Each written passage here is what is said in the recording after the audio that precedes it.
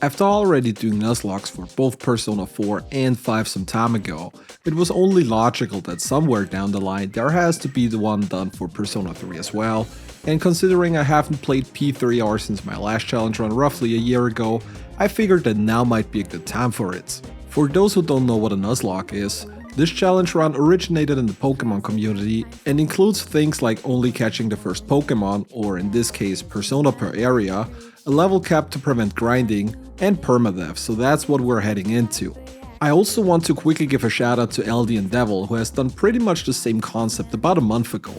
While the core of our rules are the same, there are some slight variations which led to very different runs, so it's definitely interesting to see how slightly different approaches can lead to very different outcomes, so be sure to check out his run afterwards as well. With that being said, let's take a quick look into the rules before we get this one started. First of all, only the first persona in a Tartarus segment is allowed to be taken. The first time a persona pops up during shuffle time, we have to select it and are stuck with it until we get to the next area. Since Tartarus isn't really a classic dungeon itself, the way we define an area is by going via Tartarus Guardians. This means that every time we beat a Guardian, we are allowed to pick the next persona during the following shuffle time. The exception to this is the tutorial segment, which does not count towards that. While fusions are allowed, the usage of the compendium is banned. As for the battle difficulty, we go for Merciless here. Since Reload doesn't have as many weird shenanigans with the Merciless difficulty as Persona 5 Royal does, this is probably the best mode to go with. Level cap is in place. We are not allowed to exceed the level of the next story main boss, so for example, we're not allowed to go past level 11 before we get through the Priestess Arcana. Once we complete it, the cap gets raised again. Max party members must be present. We are not allowed to cheese fights by only heading in with a solo protagonist who nulls the elements used. We always must bring the maximum amount of party members possible to each and every battle. Tartarus segments must be completed within a single day. We are allowed to let some time pass before entering, but once we're in there, we have to stay there until we run into the next barrier. Permadeath applies. If a party member goes down, we're not allowed to use them any longer and have to permanently switch them out. If we happen to game over, it is a full reset. We're not going back to the last save point, we have to start the game from scratch all over again, so ultimately, this is probably the worst thing that could possibly happen. Arcade setups as well as incense cards are banned as well. In the arcade you can gain bonus stat points to your personas depending on the day you go there. Since this can make you pretty overpowered especially early on, we ban those too. Same thing goes for the incense cards, which permanently raise the stats of your or your party members' personas. Since you can get quite a few of those throughout the run, we could easily bump up our party's stats by quite a bit, so those are a no-go as well. And of course, we also add the classic stuff that is usually not allowed in my challenge runs either, so no use of Tetrakarn, Makarakarn or any mirrors, and no New Game Plus.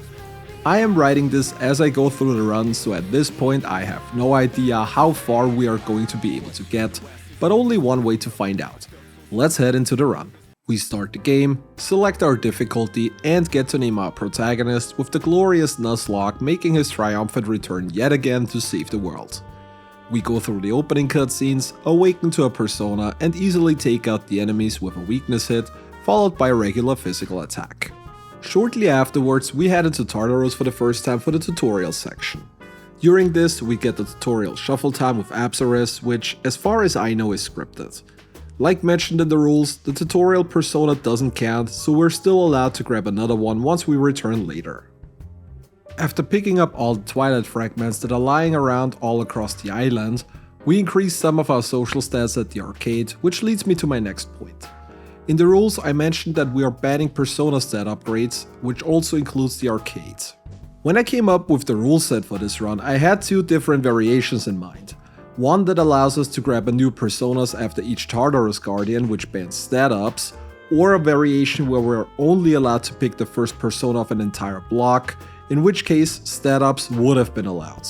Funnily enough, this is exactly the variation Eldian Devil went for, while I decided to go for the former. Personally, I feel it's a little more interesting to have a wider variety of personas that all have normalized stats, instead of just trying to max out everything as soon as possible. I am pretty sure that only grabbing one persona per block and also banning stat upgrades would make this pretty much impossible, so those are probably the two best ways to approach the run. And while you had to listen to me talking about all that theory crafting, we are already back into Tartarus again and get our first real shuffle time, which grants us an Angel. So Orpheus, Apsaras, and Angel are the three personas we now have to work with until we get past the first Tartarus Guardian. You might have also noticed that we put our first level cap on screen here, which is level 11. This is going to be our cap until we get past the first story boss, which is the Priestess. Before heading into the first Tartarus Guardian though, I wanted to grind a little bit for a very specific reason. The upcoming enemies are weak to fire, and with Junpei learning Agi on level 4, I feel like this is absolutely mandatory to even stand a chance. But even that doesn't have to mean anything, because the first Guardian fight is against two Ruthless Ice Ravens, and if Lady Luck is not on your side, this battle and the run is over fast. The Ravens have a decent chance to cast Mabufu, which deals big damage to the entire party, so we want to get this over with as fast as somewhat possible. We open the battle by casting two Agis to knock the enemies down and follow up with an all-out attack. As expected, we immediately get Mabufu'd, and if this wasn't a bad start already, both protagonist and Junpei also get frozen, so this may already be over. Junpei gets Bufu'd again, which luckily breaks the freeze, so after we healed up with Yukari, we can go for more weakness hits, though with the protagonist frozen we cannot go for an all-out attack. We get really lucky with the following Power Slash, which hits Junpei, who is probably the only party member that could have survived the attack, and once the protagonist thawed up again, we go for another weakness all-out attack combo, which gets the first Raven down already. The following Power Slash luckily doesn't hit Junpei, and Junpei is able to end the fight shortly afterwards with another Agi all-out attack combination. This could have easily backfired. We got real lucky here on several occasions to not lose a single party member. As it is always the case with those kind of runs, I expect the early portion of the game to be the most difficult one, as things usually get a little easier the more options you unlock throughout the game.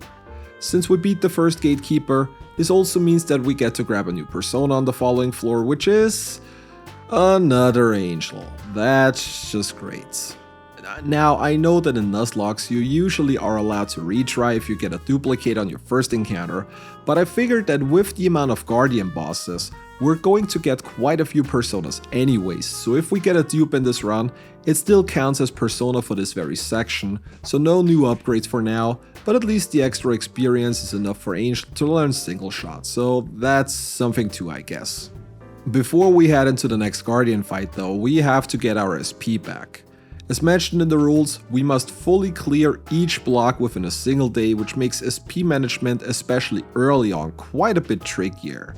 Since we don't really need that many Twilight fragments in the early game anyways, we use the clock to fully heal up.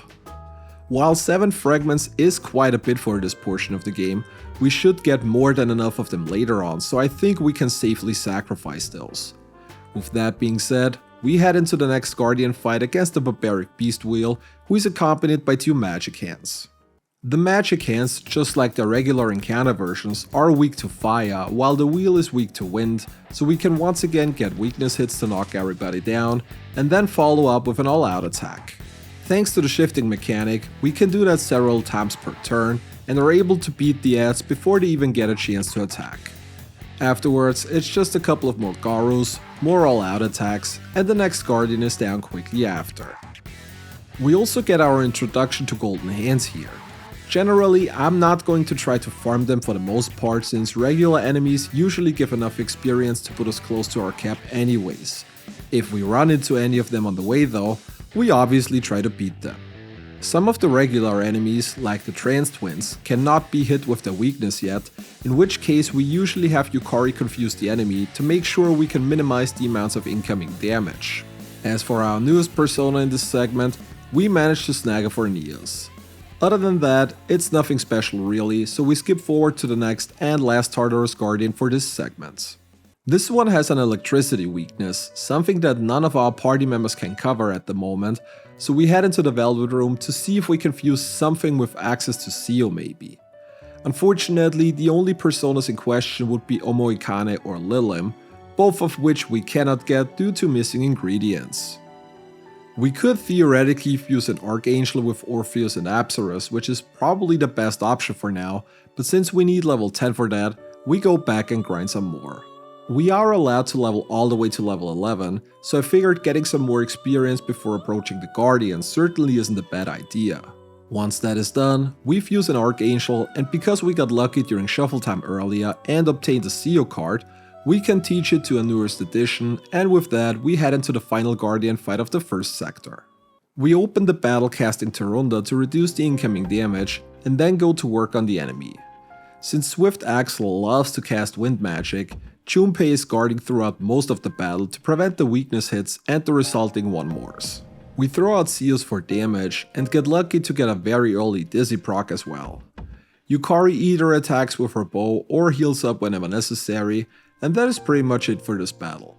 Just make sure to reapply Tarunda regularly and continue on until the enemy is down and the first block is already completed. Since we still have a couple of floors until we run into the first barrier, this also means that we're allowed to grab one more persona on the way, which is a Silky. By the time we reach the top, the party is already level 11, so this is pretty much all we can do, so we leave Tartarus for now. There is still some time until the first full moon, so we can now start the first social links as well, as we unlock the first school members and also a couple of social links outside of school. Due to our limited amount of personas, we're not always going to be able to bring the correct arcanas, so ranking them up is gonna take a bit longer, which means might as well start early. Once full moon hits, we're about to head into our first big mission. We're not going to go into detail on the minor fights that are taking place throughout the train, as they can easily be beaten in a single turn by exploiting the weakness and following up with an all-out attack. Once we reach the front car, we're now about to fight the first full moon boss, the Priestess Arcana.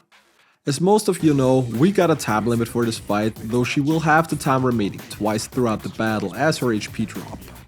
Just like in Tartarus, we open up by casting Tarunda and then go to work with magic. While the Priestess is not weak to anything, she does take double damage from fire attacks, so this will be our main focus. Ice Storm deals decent amounts of damage as well, but with Media we can easily out-heal it and continue on. After having the time remaining once, she will also summon 2 adds. While those can be hit with a weakness, we're not able to go for any all-out attacks here, so we just damage them and then shift over to another party member for some extra damage on the boss. While the adds aren't super dangerous, the amount of 3 incoming attacks each turn can get quite dangerous quickly, so we try to wipe them before focusing back on the boss again. As long as we got the Tarunda up, we should be fine, but I really don't want to take any unnecessary risks. The second summon is weak to electricity, which is where Archangel with Seo from before comes in really handy. We continue on throwing up fire damage until the time remaining gets halved again. At this point, we use the adds to shift over to Junpei and get several Agis onto the boss every single turn. This works out rather well, and a couple of attacks later, the boss is already done and we have beaten the first full moon boss fight without losing a single party member. We are off to a good start, and with Akihiko now officially joining the party, we finally get a full set of 4 characters going forward. With this victory, our max level cap also gets increased by 7 levels, to a total of level 18. During downtime, we don't really do anything special. It's mostly enhancing our social stats and working on our social links.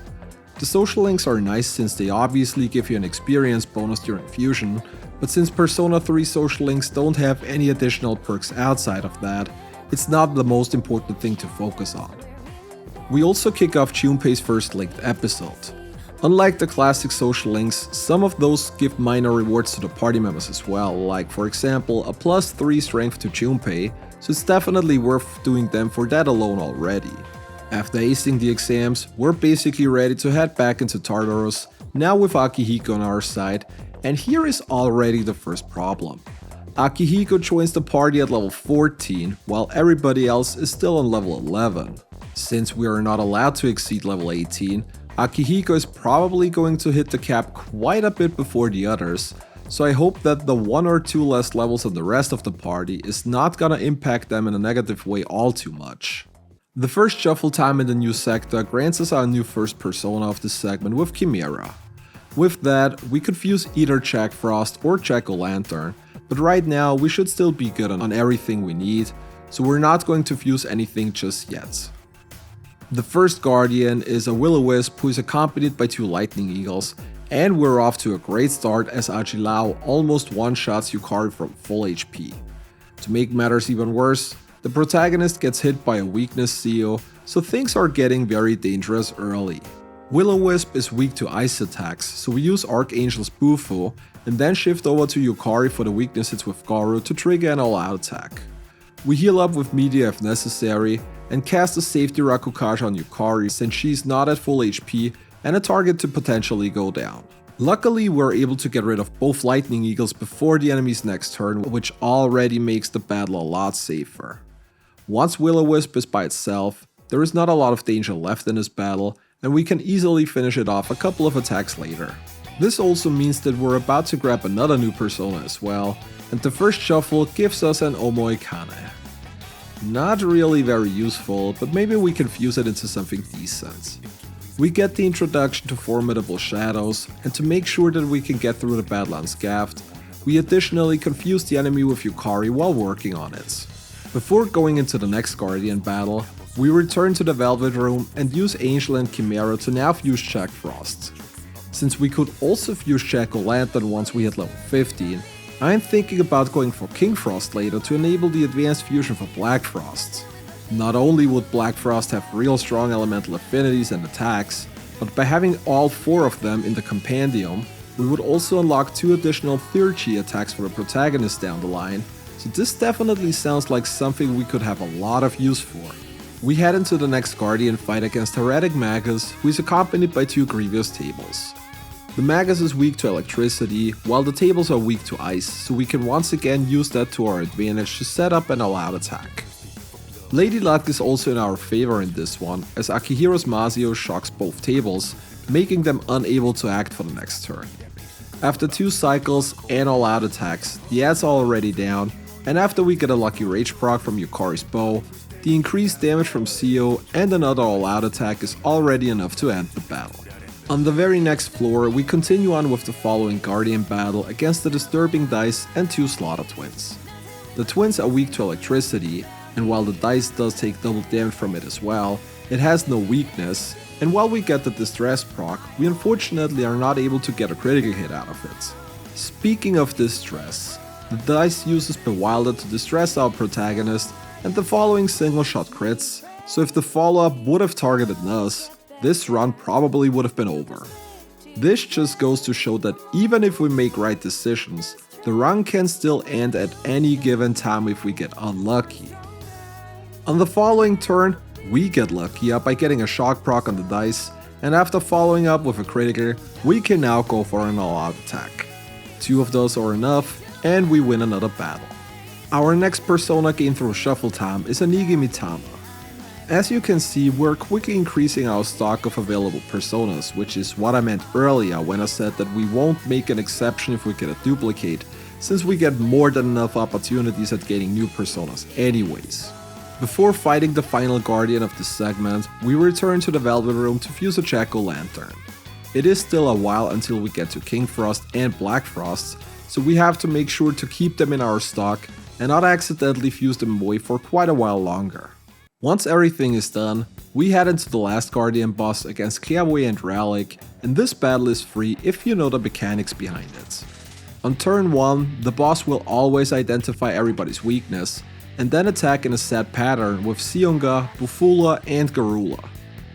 Knowing this, the only thing you need to do is guard with the party members when the weakness turn comes up, and you're good to go. The boss has a lot of HP, and since we have no means to poison it to shorten the battle, it does take quite a while, but we're never in any danger, and eventually finish it off to complete the next section of Tartarus. Since we're only level 16 on the protagonist and 17 on Akihiko, we still stay for a bit longer to grind up to the max level cap that is allowed. With all floors fully discovered, this does not take a long time since we just enter a floor, look if there is a golden hand available, and if not, we just skip forward to the next one. We do that until we discover the first one, and then beat on them until we reach our level cap. Luckily, the experience gap between Akihiko and the rest of the party wasn't as bad as I first expected it to be, so we still managed to get everybody to level 18 before Akihiko levels up again. We leave Tartarus for now, and since we still have quite some time until the next full moon, we mostly continue to work on our social links or get Nuz's social stats up. We also get the first rank of Akihiko's linked episode, and once the next full moon hits, we're back for another mission. The party gets split up in Tartarus, but we are just running past all the shadows here since I was afraid that I might accidentally level up to 19 if we get too much experience, which we obviously want to avoid. As soon as we get everybody back together, Fuka awakens to her persona and we now have to battle the Emperor and Empress Arcanas next, and this battle is a joke. Both of them have a weakness which you can exploit, and although this weakness changes every other turn, as long as you got good coverage, this battle is ridiculously easy. Hit a weakness, follow up with an all-out attack, and then repeat the same procedure over and over again. If we need to heal, we can throw in a Mugi water with Junpei, and then just continue on until both enemies are down. This is definitely the easiest full moon boss in the entire game, but you still wanna watch out because not paying attention can easily cost you, so that is something to constantly remind myself of. With that, we also increase our level cap once again to level 26 and continue on. A couple of days later, we officially unlock Theurgy attacks, and then we continue on working on our social links. During evening hours, we can now start hanging out with our party members as well, in order to eventually unlock a couple of extra passive perks down the line. Since we maxed out our courage, we can also start the first social link of a party member with Fuka, and after getting Junpei's first personality boost, we also max out our first social link with Hidetoshi before returning into Tartarus to take on the next section. This also means that we get to increase our persona stock again, and the first shuffle this time around grants us a Garulu, and while we could potentially fuse a couple of useful personas with it, we keep it for now to see if we can get even more out of it maybe. The first Guardian fight of the segment is against the Servant Tower and two enslaved Cupids. The Cupids are weak to electricity, so we throw out a Masio with Akihiko without realizing that the tower repels it, and of course the reflected attack procs a shock on him. Junpei gets hit with a Garula, but luckily we can use curse damage with Nuz to knock down the tower and follow it up with Cadenza to not only heal, but also increase our evasion chance. Unfortunately, we're still getting rather unlucky as we seem to get hit by literally every element out there. The Cupids fortunately don't have a lot of HP, and once they're gone, the fight becomes much easier.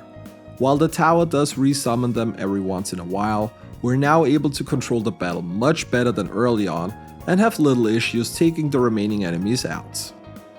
The next shuffle time also grants us another new persona in Tamlin. In the Velvet Room, we fuse a Hypixie, and thanks to Tamlin, we could theoretically fuse a Mitros down the line, though it would involve sacrificing our Jack-o'-lantern, so that's probably not gonna be a thing just yet. Still, we definitely want to get a Mitros here for a very specific reason later on, and I'm not gonna spoil anything just yet, but those who have played the game before might already know why this is so important to me. We also fuse an Oberon since we've maxed the Emperor Arcana already, and therefore get a huge Arcana boost, and then are off against the next Guardians, Lascivious Lady and 2 Gigas.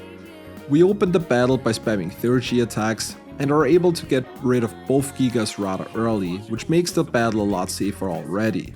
The lady isn't weak to anything, so we throw out our strongest attacks before the entire party gets distressed by her. Luckily, the enemy is pretty much down at this point, and we're able to beat her before she gets another turn in.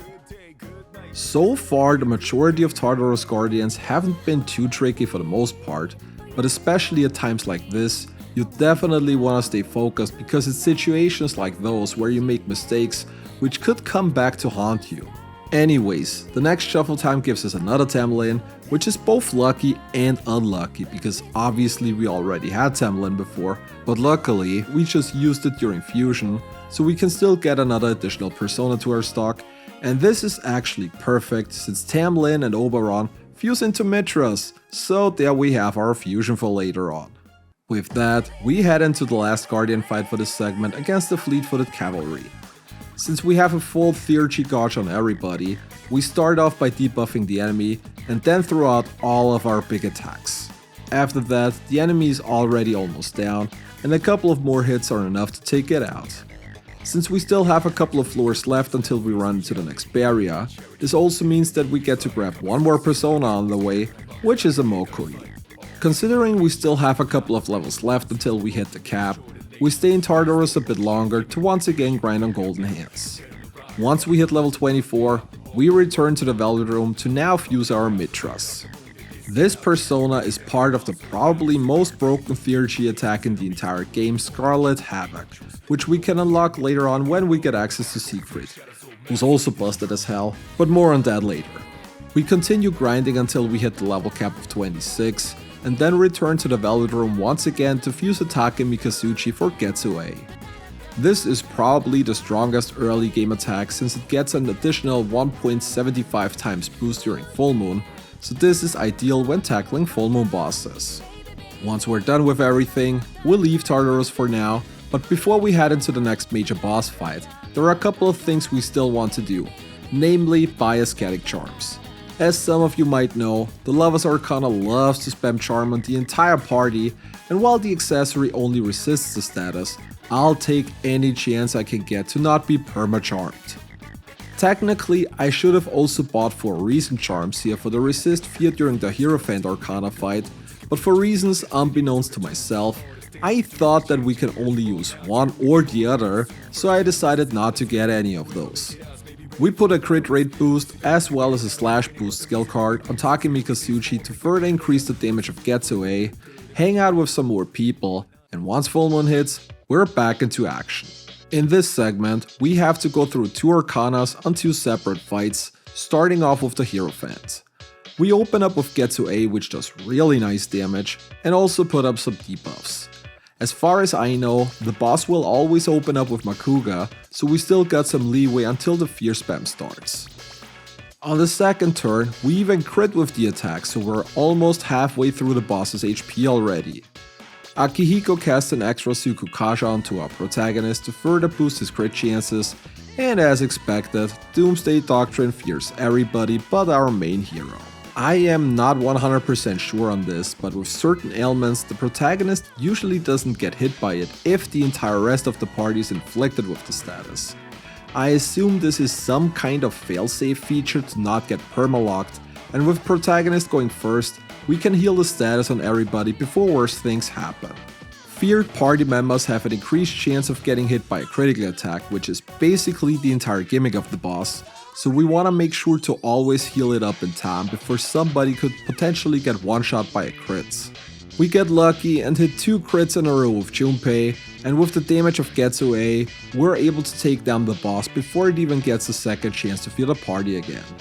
Now this went rather smooth, but the way more dangerous part is coming up in just a bit as we head into part 2 of this segment against the Lover's Arcana. The cutscene you see here is also totally not related and was put in completely on accident, I swear. Really. The Lover's Arcana, similar to the Hierophant, loves to spam statuses. In this case, it's Charm, which is also the reason why we got the Resist Charm accessories earlier. We open up the battle casting Focus Theurgy and set up a Taronda. Holy Arrow is always an auto crit and also Charm, which will usually be followed up by Heartbreaker, which deals increased damage to charmed party members. With buffs and debuffs up, the damage is not too bad, so we can easily continue on doing damage to the enemy using Getsuei and Theurgy attacks. After the boss drops to about 2/3 of his HP, it will use Diorama once to heal up, and then follow up with Seductive Breath on the following turn, which increases the ailment susceptibility until the end of the battle. This is the point where the fight becomes much more dangerous, as the boss will now also use Sexy Dance to charm the entire party. Just like with Fear though, I am pretty sure this status also has a failsafe feature built in, so we can usually remove the status quickly without any bigger issues. We continue on throwing out Getsuei and Theurgy attacks while keeping up our debuffs. The boss also starts using Archidine at this point, but with no party member being weak to fire, this is nothing that could potentially wipe anybody. After the second Sexy Dance, we use Cadenza to heal up everybody since Yukari got charmed as well, and then continue on just like before. And yeah, that is pretty much all there is to that fight. Make sure you keep your debuffs up, heal charm if needed, and continue on doing damage until the boss is down. I gotta admit I was not expecting this to go that smooth. The critical hit towards the end definitely helped, but wasn't even necessary.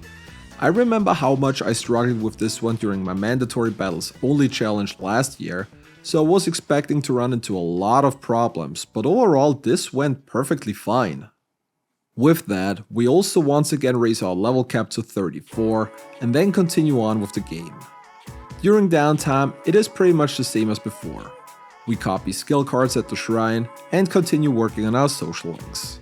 We study with the party to prepare for the exams and go on vacation where we get to meet Aegis. And while Aegis is generally a really good party member, she's weak to electricity just like Yukari. And if there's anything I learned from my last challenge run, it is that it is not smart to put two party members with the same weakness in, because things can and will quickly go south. Generally, I think we will stick with this party for the most point for the rest of the game, unless somebody actually goes down and we have to replace them. Yukari is by far the best healer in the game, Junpei is a crit machine who later gets access to an AoE defense buff, and Akihiko is very versatile in both physical and magical attacks, as well as Taronda and later on also Masuko Kaja. Once we return from summer vacation, we continue to work on a couple of social links and return to Tartarus just 3 days before the next full moon. Since we're once again entering a new area, we get to grab new personas as well, and in this scenario our luck of draw is Mokoi, which we had before, but since we already fused it away, we can grab another one for further fusions. At this point we also unlock the Great Clock to bring party members up to a higher level. In an ideal scenario, this would never even become important, but we want to take as many precautions as possible in case somebody goes down and we need to bring in a backup. The first guardian of the new area is a set of 3 sands. We open up the battle by casting Fuku's Thurgy and then throw out a Mabufu for weakness hits. Jack Frost is rather low leveled, so I'm not sure if I wouldn't be better off just throwing out physical hits, but the all-out attack certainly deals good damage. The enemies like to attack with fire, which leads me to believe that Jack Frost definitely wasn't the best choice as we get hit by a weakness attack, but thanks to the buffs we can easily tank those. We get another 2 lucky crits with Junpei in a row, throw out Akihiko's Thurgy, and then clean up the remaining enemies with little issues. For the next section, we grab a Narcissus as new persona, and shortly afterwards unlock the Monadors. Now, we will mostly do those due to the materials and major arcana cards we can get from those battles, but since this video is probably going to become pretty long already, we will usually skip them unless there is something important happening. We continue on with the next Guardian fight against the Arcanist Decapitator, who is accompanied by 2 Overseers. We get hit with a Magarula right off the bat, and for once I am happy for an attack buff, because if the enemy would have followed up on that, there would have been a good chance we would lose Junpei. The Overseers are either weak to fire and ice, or wind and electricity, so we use that to get a couple of shifts in. The Decapitator unfortunately has no weakness, so we're trying to force a crit in order to get an all-out attack in. The Jack Bros 3G attack is a perfect means for that. The Overseers are gone soon after, and the boss by itself can't really do all too much and quickly follows after 2 more Getsues. As you might have guessed, it's time for a new persona now, and this time around we got another copy of Hypixie. Other than that, there really isn't much to talk about. Random encounters go by relatively smooth, and we make good progress, so I'd say we jump right into the next Guardian fight against the Deviant Convict and the Tome of Atrophy. Easily the most annoying thing about this battle is the Tomb, which loves to spam party-wide debuffs to give you a great time. Because of this, we throw a Matsuru Kaja item early since we have neither the Dekunda spell nor Dekunda gems to negate the debuff. The Tomb is weak to fire, and with a lucky crit we might be able to squeeze in all-out attacks every now and then. We also dizzy the Tome to make sure it doesn't debuff the party even further, and then focus our attacks on both enemies. Since the Convict charges up for several turns, we also make sure to keep its attack debuffed, and once the Convict is ready to attack, we just guard with the entire party to make sure that nobody goes down. After that, the battle is relatively easy, and we continue on until we win the fights.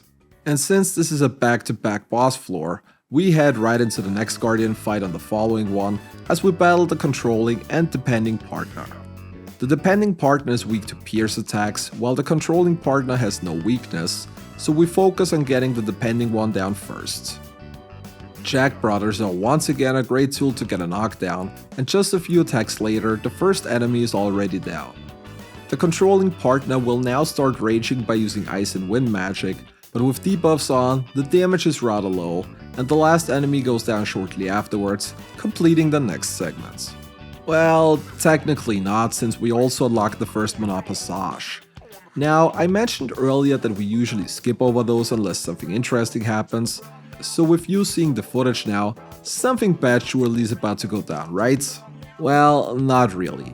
One thing I want to talk about is that after those battles, you always get a shuffle time, and technically one could argue that we are in a new area after beating a Guardian, so we could get a new persona here.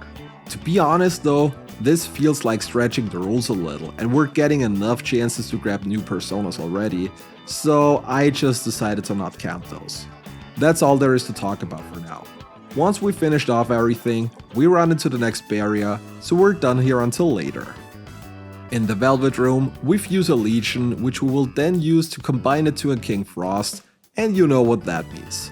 We now got all ingredients to fuse a Black Frost.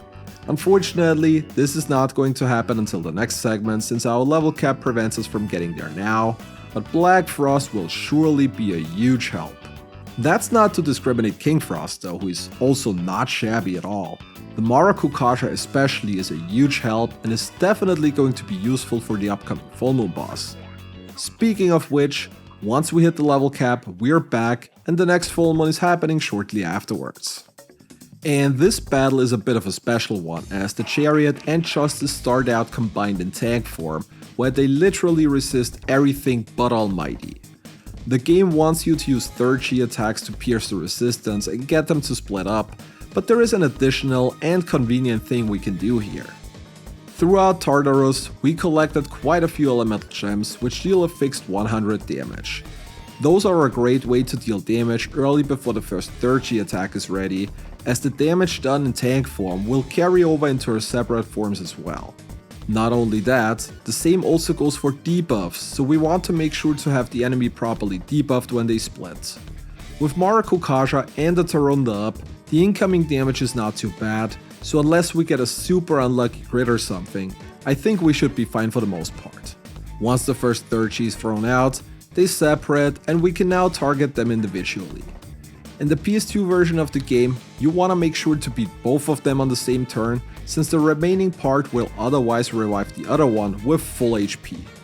In Reload, they luckily nerfed that, so while we try to spread the damage somewhat evenly, this is not the biggest issue overall. Eventually, they will combine again and we start from scratch just like before. Again, we apply debuffs, and once we're ready, we throw out the next third Chi attack to get them to split again, and even manage to get a lucky crit in. The following Jack Brothers is already enough to beat the Justice, and we're also able to take down the Chariot on the same turn before it even gets a chance for a revive. This battle went really smooth again for the most part, but I can't help but think that Marakukasha was a huge help here when it comes to manage the incoming damage. Our party did receive an unlucky crit once or twice, and I feel like without the extra defense buff, this could have been really dangerous. But everybody's still alive and well, and we can continue on.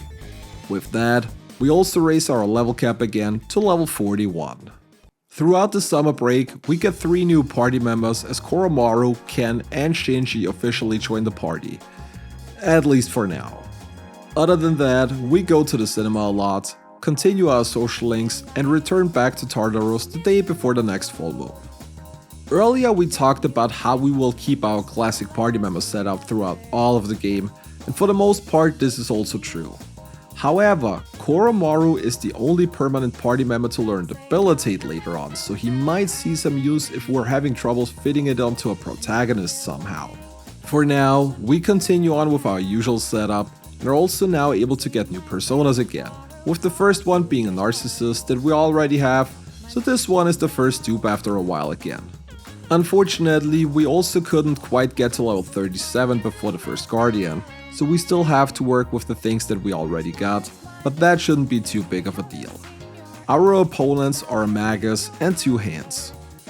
The Hands are weak to curse damage, while the Magus is weak to electricity, so we can once again work with weaknesses and all-out attacks. That is, until the Magus casts Poison Mist and poisons the entire party. We still don't have any way to AoE cure poisons, so we just power through it. Luckily, the enemies are not very strong, and with nobody being weak to fire, we can't get knocked down either, so as long as Yukari makes sure to keep the party healed up, the fight is manageable and we're able to take out the enemies a few turns later. After the battle, we finally get to level 37, which means it is now time to return to the Velvet Room to fuse our little buddy Black Frost, and I think I don't really need to mention why this is such a good choice. Great affinities, early tier 3 spells, and elemental boosts make Black Frost an absolute unit at this point of the game. We're also allowed to grab another new persona. This time around it's Akushi Mitama, so we're getting something completely new again. The next Guardian battle is against the Bloody Maria and the Executioner's Crown. Bloody Maria is weak to Pierce, while the Crown is weak to Fire, so we can easily go for all-out attacks. The way more dangerous part is that the Crown opens up with Stagnant Air to first increase the chance to inflict ailments, which Bloody Maria will follow up with Evil Smile to try and fear the entire party. And if that wasn't bad enough already, there is also a nice little attack called Ghastly Will that I completely forgot about, which insta-kills everybody inflicted with fear. Luckily, we have several homunculus in our inventory to take the hit for our party, because otherwise we would have lost at least 2 party members here. Luckily, we can get both of them down before they try to go for the very same strategy again. Insta-kill enemies are the absolute nightmare of this type of challenge, so at this point, I'm thinking on whether or not to grind all floors every time we come into Tartarus, just to get a somewhat decent stack of homunculus to protect the party. Anyways, we continue on and are able to grab another persona shortly afterwards, which is Asati. And because literally nothing worth mentioning happens in the next segment, we skip forward to the last Guardian of this Tartarus block with Imposing Skyscraper. Just like the previous Guardian fights, the enemy opens up with Stagnant Air and then tries to shock the party with Mazionga. We put on debuffs and start throwing out our 3rd G attacks. The enemy has no weakness, so we try for a lucky critical hit to get all out attacks in for extra damage. Even without those though, the enemy is not that dangerous, and it's only a couple of turns before we are already done again. This time we actually have a few more floors until we reach the next barrier, which means we're allowed to grab one more persona before we leave, which is an Orpheus. With that, we are done with Tartarus for now, but considering we get the next full moon right on the following day, we're right back in action again. Due to storyline reasons, Junpei is not going to be able to participate in the upcoming full moon battle, so we need to swap someone into our main party instead. For this scenario, we're going with Shinji for several reasons. First of all, he comes with Endure by default, so he has a nice safety anchor in case things go south. Bloody Charge is a great skill to boost his damage by quite a bit, and even if he happens to go down in this fight, it's not like he's going to be in the party for very long anyways, so losing him wouldn't be such a big blow to the run overall. With that, we head into the fight against the Hermit Arcana next. Just like always, we put up buffs and debuffs, and then start going to work on the enemy. Yukari is going to guard the majority of the first couple of turns, since the boss loves to spam Mazio, so this way we can easily prevent the one more. The boss almost exclusively attacks with electricity, and with Take Mikazuchi nulling this, we pretty much cannot game over in this one. Once the boss starts charging up, we got a couple of turns until it unleashes a big powerful attack. By guarding this one though, the party barely takes any damage, so this is not any dangerous either. The charging can be cancelled by doing enough damage as well, which is nice, but if it's not happening, it's not a big issue either, as we can just guard the big attack like before. Protagonist with Getsue and Shinji with Bloody Charge and Blade of Fury are our main sources of damage, while Akihiko keeps the boss debuffed and Yukari heals if needed. And yeah, that is pretty much all there is to that battle. Try to interrupt the boss while charging, guard if we don't do enough damage in time, and keep up buffs and debuffs while doing damage with Protagonist and Shinshiro. Even the accelerated charges are no problem to keep up with, and after a while the boss goes down and we complete the next full moon battle. So far this is going really smooth. Almost a little too smooth for my taste, but hey, we still got everybody alive, so I'm not going to complain about that. With that, we also once again raise our level cap to level 48 and continue on with the game. We continue to work on our social links during the day and try to unlock the remaining passive abilities of our party members during evening hours. A few days before the next full moon hits, we return to Tartarus and are ready to tackle the next section. On the first shuffle time, we receive an Eligor, so this is going to be our new persona for this part.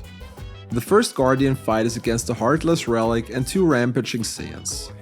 The Relic is weak against electricity, while the Saiyans are weak to strike damage, so we can use those to easily throw out all out attacks again. Thanks to weakness and 3rd-G attacks, we make quick work of the enemies and are done shortly afterwards, but we're not out of the blue just yet, because on the next floor, we got the next Guardian coming up. The Raging Turret gains actions with each turn, and we'll use those to buff its physical attack.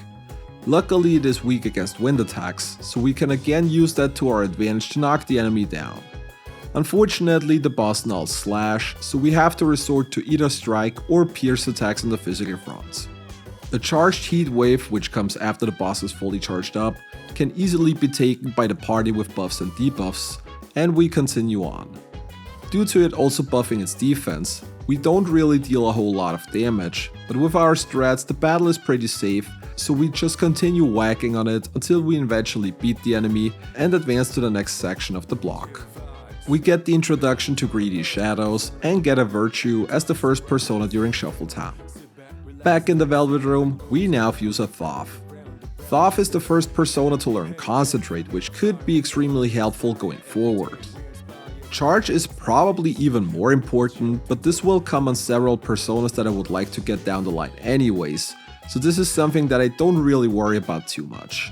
What I am worrying about though is the next Guardian, because it's the notorious Sleeping Table, or Terminal Table as it's called in Reload. And while this Guardian was definitely nerfed compared to the original games, for this challenge specifically, they made it even harder because they removed all damaging moves, so the only thing the enemy can still do is spam blast insta-kill attacks. And maybe you remember the Guardians from the earlier block that casted Ghastly well? Yeah, those just so happen to eat all of my homunculus, so we don't have a single one left against a boss which exclusively spams insta-kill attacks. Isn't this beautiful? Also remember how I mentioned earlier that I should grind all earlier floors to maybe build a decent stock of homunculus? Yeah, I never did that either, so good job to myself. I still didn't want to go in completely unprepared though, so we now go back and check every single floor where they could potentially spawn to give ourselves better chances at the mini-boss. I went through every single floor to stack up, and we found a total of 1. Yes, we found exactly a single homunculus. This doesn't bode well for a boss that can spam AoE insta-kill attacks, and because I was sure that some shenanigans are going to happen in this fight, I adjusted my setup. First of all, we replace Yukari and Shunpei with Ken and Shinji.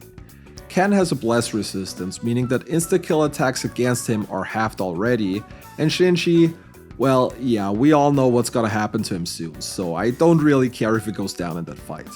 He also has Endure though, so he can take one hit before going down for good. Same thing for Akihiko, who can stay in the party since he has Endure on his weapon, and with Thoth equipped on our protagonist, he is safe from any damage. With that, we enter the battle and start going for big damage right away. We absolutely want to end this battle as quickly as somewhat possible to minimize the chances of somebody going down. We throw out all 3rd-Gs hoping for a quick win. The first Hamon gets targeted at Shinji, who immediately has his Endure triggered. We throw out Debilitator Sutra to deal even more damage and also reduce the chance of being hit, and after healing up, Shinji will bloody charge into Blade of Fury again. When I saw Mahama pop up, I started to panic, but luckily it missed literally everybody. We only have one homunculus as a safety anchor. Once that one is gone, it's all or nothing. The enemy uses Foul Breath on Akihiko, which is basically a free turn since he still has an Endure that can be triggered. Luckily this isn't even needed though, as Shinshi's charged 3rd attack does more than enough damage to beat the boss, with all party members alive and well. Not going to lie, this could not have gone any better. I was really afraid going into this with only a single homunculus left, but it seems like the game pitted our attempt and threw us a bone. Luckily, we should soon unlock the ability to exchange homunculus for gems at the antique store, so once that is possible, we definitely want to stack up since there are several more bosses that like to go for insta-kill attacks, including Takaya right at the end of the game. For now, we continue on to grab our newest persona, which is a Thunderbird, and since nothing interesting is happening, we skip right to the next Guardian fight against the Chosen of Authority, who's accompanied by 2 hands. Since every enemy has some kind of weakness, we can knock them all down and follow it up with an all-out attack. The Distress can easily be cured with Mapatra, but the Herculean Strike actually does way more damage than I first expected, almost knocking out Yukari, so we definitely want to make sure to keep the party healed up. Gigantic Fist luckily doesn't crit, and we're able to take the enemy out shortly afterwards. This was more dangerous than I had first expected, but we still made it without any casualties, so that's good. The next persona we can grab is our favorite Persona 5 enemy, which I still refuse to pronounce because you guys are gonna crap all over me in the comments again. So we'll just continue on with the final gatekeeper of this segment, Isolated Castle. This one nulls all magical attacks, so physical is the way to go here. We throw out Fuka's 3rd, debuff the enemy's attack, and then start going to work with everybody. The concentrated Mabufula barely does any damage with buffs and debuffs up, and a few turns later the enemy is already down again. With that, we're basically done with everything in here, and are ready to head into the next full moon boss a couple of days later. The boss loves to spam wind attacks, which is why I decided to bench Junpei for now and bring our best boy Koromaru into the battle for the upcoming battle. Now on to the boss itself. It is once again a battle against 2 enemies, where we first have to take out the Strength Arcana before we are able to target the Fortune. Strength always opens up with Mobius Rondo, so we want to make sure to quickly apply buffs and debuffs to easily tank the hits. Not only that, but on the second turn, the Fortune will always roll 300 damage on the roulette, so we have to absolutely make sure that everybody's above that threshold before that, or they're gone. This is probably the most dangerous attack of the entire battle. Other than that, the incoming damage is very manageable with buffs and debuffs up. Mobius Rondo can occasionally crit, but as long as the one more doesn't target the very same party member, we should be good. The roulette is actually pretty useful in this battle, as it oftentimes also buffs the party or gives them a concentrate for increased damage. With that being said, the battle does still take quite a while, but eventually the Strength Arcana is down, at which point we can now target the Fortune. And with that, the battle is practically won already. Fortune is weak to strike and electricity, so we can quickly get it down to the scripted roulette and then finish off the battle without any further issues. As long as you know what to expect from the roulette, this battle is relatively safe, and we once again made it through without losing any party members. While we watch Shinji get eliminated from this Nuzlocke, we raise our party's max level cap to level 57 and then continue on with the game. Akihiko is the first party member to get his second awakening, and we continue working on our social links as well. Ken also gets a second awakening, which is straight up banned because not only does it revive any fallen party members, it also puts a mirror on all of them, so this is useless in our setup. Fuka also gets her second awakening, and we're back into Tartarus a couple of days before the next full moon. Since our persona stock is full now, we need to do a couple of fusions to make room for the new personas we're going to grab soon. We use our Takemi Kazuchi and make it into a Vasuki in order to get ourselves a new physical main attacker.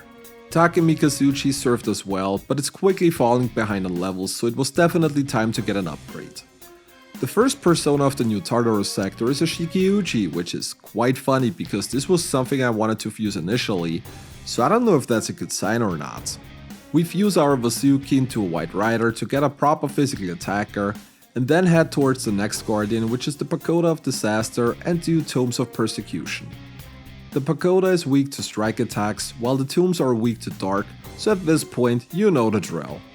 Strike with weakness hits, follow up with a lot of attacks, and go. The Tombs like to buff everybody, but with the Kasha now in store, we can easily negate that and continue on until all enemies are down. Kukulkan also learns Charge right after the battle, so we can now buff both physical and magical attacks. The next sector of Tartarus grants us a Dominion during the first shuffle time, and we return back to the Velvet Room to fuse some more since our stack is full again. We finally fuse away our Orpheus as we combine it with a Thunderbird to get an Anubis and also get ourselves a Needhugger.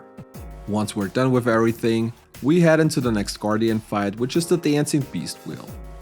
This enemy has no weakness, so we try to hit criticals once again and also negate its Heat Riser with a Akasha. The crit on the Herculean strike almost wiped Yukari on the one more, but soon after, we also hit our crit and just a few attacks later the boss is down already and we can continue on.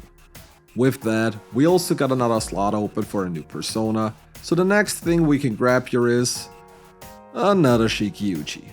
We've used the previous one away already, so it's not that bad, but I kinda wish we would get some more variety at times. Anyways, the next Guardians are two Demented Knights, and those can be tricky since they like to buff their attack, but luckily we can just counter debuff that.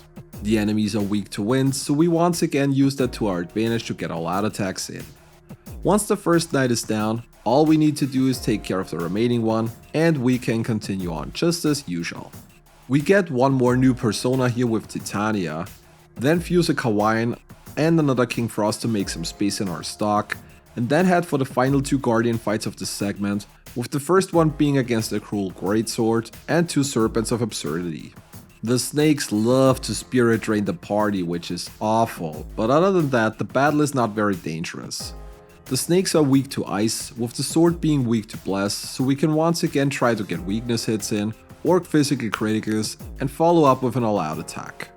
The snakes are gone soon afterwards, and a couple of attacks later the sword follows, making room for the final Guardian of this segment, the Invigorated Gigas. This one isn't weak to anything, but we can try to get crits with our physical attackers. The Gigas loves to buff himself with Heat Riser, so the Kasha once again is a huge help. Without his buffs, the incoming attacks barely scratch the party, and it's only a matter of a couple of more turns until we win the battle and complete the next Tartarus segments. The way more important part though is that after the battle we get to level 54, which may just be the most important one in the entire run. You may ask why? Well, on level 54 we can theoretically fuse Siegfried, and we just happen to have the ingredients for it. First off, we fuse our White Rider and the second coming of King Frost into Rangda, which we will then combine with the Kaiwan we initially only fused to make some more space and get a Siegfried out of it. And Siegfried may be one of the, if not the most broken persona in the entire game. His entire skill set is heavily favoring getting critical hits left and right. He has several strong passives, gets access to Brave Blade, and also has great elemental affinities. And if this wasn't enough already, Siegfried with Mithras is part 2 of the Scarlet Havoc 3rd G attack, maybe the most broken one in the entire game. With that done now, we leave Tartarus and get ready for the upcoming full moon and the last battle against an Arcana boss. Before we get there though, we have to go through Jin and Takaya first, and those can be quite tricky as well. We immediately set up buffs and debuffs and then start going to work. Jin uses Heat Riser, which we can once again nullify with the Kasha. Jin's Flash Grenade can also confuse the entire party, so we usually try to heal up Yukari first and then have her Mapatra the rest of the party to clear the status. Since Jin is the far more annoying of the two, we focus our attacks on him first and try to get him down quickly. Having both of them alive can become dangerous, as Jin likes to shift over to Takaya after weakness hit, but then likes to follow up with insta-kill attacks. We have a decent stock of Homunculus by now, but this is still something we want to avoid if possible. As soon as Scarlet Havoc is ready, we throw it out for big damage. Jin goes down shortly afterwards, and with that the battle becomes much easier already. We can now focus all our attacks on Takaya, and a couple of turns later he's down as well, and the path to the final Arcana boss is opened up. The Hanged Man starts the battle in the air being untargetable until you get rid of the statues first. Luckily, each of those is weak to one physical and one magical type, so with weakness hits, shifting, and all out attacks, the statues can be taken out quickly. Once the boss is down, we immediately start throwing out all our 3G attacks at it. The Hanged Man can attack with all kinds of things, but with buffs and debuffs up, the damage really isn't all too bad, and it's only 2 turns before we have done enough damage for the boss to resummon the statues and rise up again. We basically repeat the pattern from earlier, and once the statues are gone, we can focus our attacks at the boss. Just like before, we make sure to have buffs and debuffs up, but at this point the boss gets access to Grim Transcendence, which grants it 3 actions on this turn. The God's Hands can be tricky if they crit, but with everything properly prepared, the incoming damage is rather low. The Concentrate is a setup for Megiddola on the following turn, but again the damage is not an issue as long as you got buffs and debuffs up. We unleash all our 3G attacks, which is enough for the boss to summon the last statue. This one resists everything but Almighty, but luckily we still got our elemental gems that deal fixed damage, so the statue is gone again soon after, and we enter the last phase of the fight.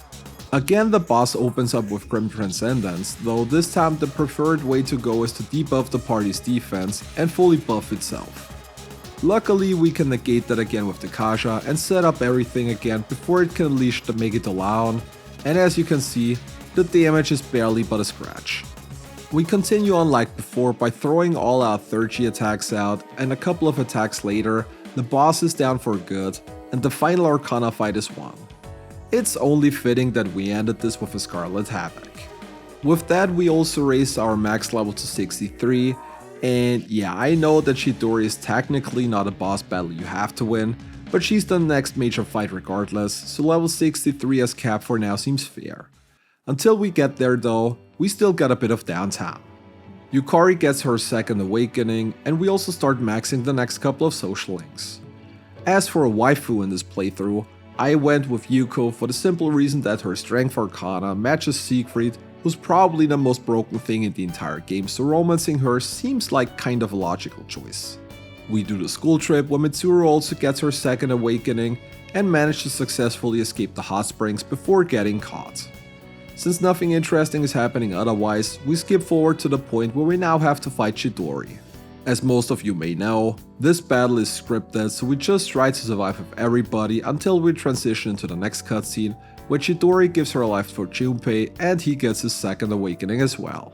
With that, we also raise our level cap for the final time to level 81 and are back into Tartarus shortly before the next full moon. The new section is my personal least favorite one because the entire design is just hurting my eyes, but we can get a couple of new personas now again. To start off, we get a Komokuten on the first shuffle time and then continue on to the first Guardian. And while we talked about most Guardians somewhat detailed, that is all going to change now, and here you can see why. Buff our attack, charge up, Scarlet Havoc, and we're done. That's it. That's the strat for pretty much all Guardian fights now. In the next section, we get another persona, which is a throne, and then head back into the Velvet Room because at this point protagonist is level 59, which means we can now fuse a Trumpeter. As in most Persona games, Trumpeter is the first persona to learn Debilitate, which we definitely want to have in our setup, so once we're done fusing, we also throw a growth card on it for some passive experience. The next Guardian fight is not even relevant because once again, it's charge, Scarlet Havoc, and win. Or maybe not quite because the enemy buffed their defense before. Still, the battle is not a big issue. We just throw out our other strongest attacks and 3Gs, and once they're ready, the boss is down soon after. The next persona we can recruit is a Siegfried, so that one is obviously a dupe, but I'll take it, if only for the extra experience. The following Guardian, you might have guessed it, Scarlet Havoc. Right now, we are breezing through the enemies, and I honestly don't see any change coming anytime soon. Scarlet Havoc is just way too broken. In the next section, we get to pick a trumpeter, so this is the second consecutive dupe. I mean, it's nice because it does get extra experience that way, but I'd rather have some more variety. Then again, with Siegfried, I think we're pretty much set anyways. Back in the Velvet Room, we now fuse a Kikuri Hime. She learns Amrita Shao on level 62, which is something that could come in real handy in case we don't get ailment protection on the party. The final guardian of this segment is once again quickly taken care of with Scarlet Havoc and some more 30 attacks. We grab an Atra post during the following shuffle time, and shortly afterwards run into the next barrier, so we are already done here again. During the following full moon, we don't have any boss fights, but we get some nice backstory and the information that the world is ending, and there is nothing we can do about it. So naturally, we spent the next 4 weeks building our social links, because what else would we even do? We spent Christmas Eve with our waifu and are back into Tartarus on the last day before the next full moon. Now honestly, I think I'm going to skip over pretty much all guardians here unless something important happens, because it's the same boring strategy for all of them. Charge up, throw out Scarlet Havoc, and clear up if there is anything left afterwards. We can still grab a couple of new personas here, so let's look into those at least. The first one gave us a Pazuzu, a Yadayu on the second one, and a Kali on the third one. Since our stock is full now, we return to the Velvet Room to fuse a Bishamon. This is not really something we absolutely need, but I wanted to make some space for the next area, where we only got a Kikuri Hime that we already had, so that wasn't even necessary.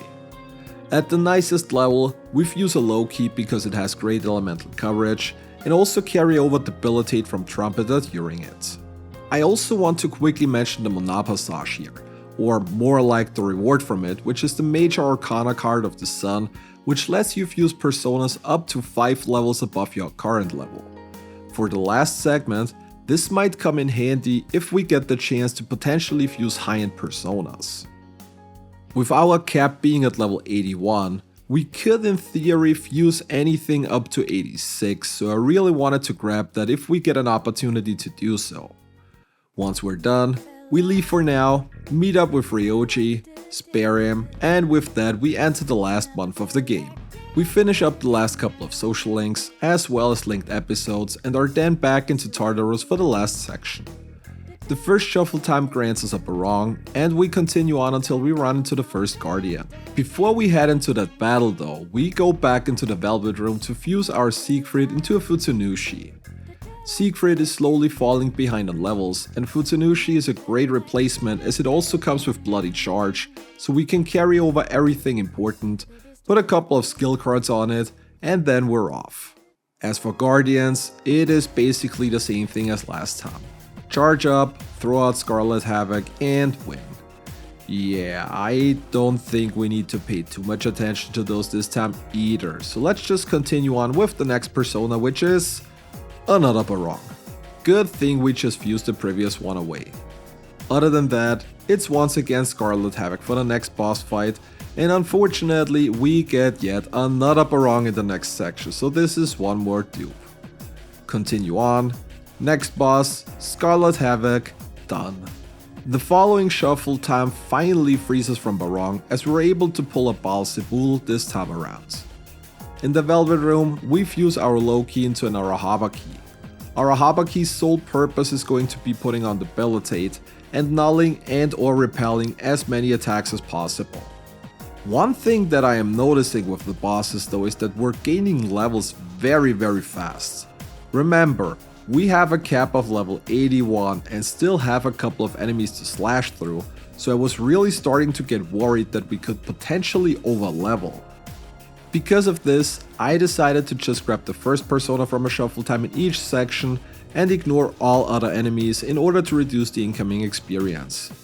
In the end, it worked out just fine as we get to level 79 on the last Guardian boss. Considering that both Chin and Takaya are probably going to give us 1 level each after the fight, this perfectly works out for us to get to level 81 just in time for the final boss. With the Judgment Arcana now maxed, we also return to the Velvet Room for our final fusion. First we fuse an Ananta, and then combine it with Baal Zebul to get ourselves a Satan. This is exactly the reason why I wanted to grab the Sun Major Arcana card earlier, since Satan is level 82 and therefore technically not fusible yet. We are set when it comes to physical damage, but I also wanted a strong magical attacker for the physical resistance phases, so Satan is the perfect choice for that. We finish off the last social links, and unlike our last challenge run, are actually able to complete every single one of them this time around. Persona 3 is really tight when it comes to maxing all social links in a single playthrough, so I am glad we also got that out of the way. Once the Day of Reckoning hits, we are back into Tartarus for the final time, and considering we have a couple of regular floors to go through, we could theoretically also grab new personas.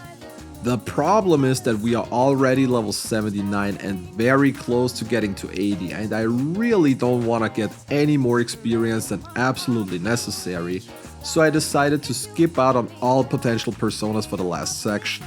With Siegfried on the physical side, Satan on the magical, as well as Kikurihime for ailments and our Habaki as a general debuffer, I think we should be good to go regardless. And with that, we head into the first fight of the final day against Shin. The most important thing is to immediately put up Debilitate as well as all our buffs. Shin scans everybody's weakness and then starts throwing out weakness attacks in order to get one mores. Luckily, our attacks hit very hard, and even weakness hits on Shin's end barely do any damage to the party. Occasionally, he will use the Kasha or the Kunda on a one more, which is annoying, but nothing that could really get us into trouble. Axe flash grenades can put confuse on the entire party, in which case we use Kikurihime with a Rita shower to quickly get everybody cleaned up again. After his HP drop below 25%, he will use Pot and Stream Injection, which fully heals him and buffs his attack. Luckily, he will also take 20% damage of his max HP every turn, so within 5 turns the battle should be done. His Megidolaon hits hard, but nothing that could potentially be lethal, and just a bit later, we are already done with the first fight. Since we're not grabbing any personas, we just rush through the next section until we meet up with Takaya. Just like with Jin, we immediately put up Debilitate and then go to work.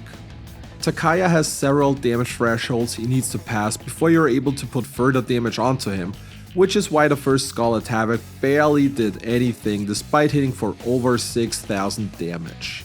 Takaya then decides to use Mamudon, and this is exactly why I talked about stacking up on Homunculus earlier.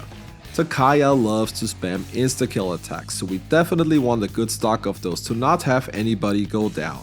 Other than that, we just continue on like before until we reach the next threshold where he will now use his 3rd attacks. At first I was really scared of this one specifically, but with buffs and debuffs up, the damage is actually not too bad. The fear sucks, but Protagonist has Unshaken Will equipped, so he can't be hit with ailments, which means all we need to do is throw him a Patra Gem, and then a Soma to have everybody healed back up again. Takaya goes down literally on the same turn, and with that, we are ready to head into the final boss battle.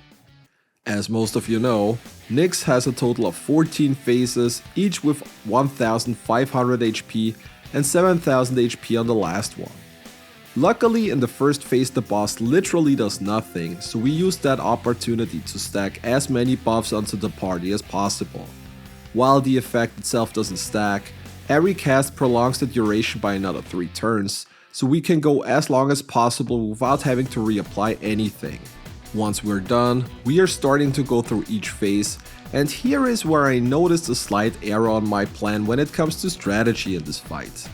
Initially, I thought about bringing Koromaru instead of Akihiko for the Debilitate, and then eventually decided against it because we have Debilitate on the protagonist as well. The problem with that though is that the protagonist always goes first, so we have no means to put up a Debilitate between a phase change and Nyx's following attack. The right play definitely would have been to bring Koromaru and have him go last to always be debuff ready once the switch happens. Luckily, Akihiko also knows Mataronda, so at least we can put up an attack debuff to be fully prepared for each phase. Because of this, we sometimes intentionally stall out phases to make sure we can get the shift before Akihiro's turn comes up to immediately put up a debuff. Now we're not going to go through all phases here, but just to summarize the most important things. Generally with buffs and debuffs up, the party is usually safe. The only thing that could potentially be lethal is an unlucky crit followed up by another big attack, like in this scenario where Akihiro gets Endure triggered by a double Sunder. For the more dangerous phases, we usually try to save our 3rd G attacks and throw out everything to get through them as quickly as somewhat possible. This works really well for pretty much all the phases until we hit the final phase of the Death Arcana. In the last phase, Nyx has access to literally all attacks from every other Arcana, but luckily the first couple of turns are scripted. We always start with Apocalypse, which puts all characters into single-digit HP. On turn 2, we will continue on with Night Queen, which not only damages the party, but also puts all kinds of ailments onto them. Thanks to Unshaken Will though, our protagonist is not affected by that, and a simple Amrita shower already clears everything there is. From now on, Nyx can use pretty much everything, so we make sure to always have buffs and debuffs up, and go to work on the boss with everything we got. Nyx has a total of 7000 HP in the last phase, but our attacks are dealing very nice damage and we're making very good progress. Grim Transcendence from the Hanged Man is usually where I'm starting to sweat a little, since 3 turns can quickly turn the tide into the enemy's favor, but very often Nyx uses those turns to either buff or put up a Miro. As long as nothing crits, we should be fine. We continue on like before, and what better way to finish off the final boss fight of the game than with a nice little piece of Scarlet Havoc. And that is it, everybody. We have beaten Persona 3 Reload with a Nuzlocke rule set and without losing a single party member. If you don't count Shinji, that is. This was once again a very interesting Nuzlocke challenge.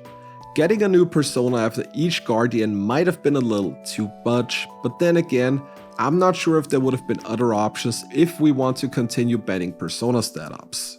Either way, we made it, and that is pretty much all that matters. We now have done Nuzlocke rounds for all modern mainline Persona games, and also Nocturne, but there are still a couple of games that I want to try with this very format. With that being said, special thanks once again go out to this video's top supporters Novarel, Shurker and Matthew Frack, as well as all other channel members and patrons. Becoming a channel member or joining the Patreon gives you 48-hour early access to all videos among other small perks, so if you want to support the channel even more, there are plenty of ways to do so. That is it for me today. I hope you enjoyed the run as much as I did, and I hope to see you all next time again. Until then, take care.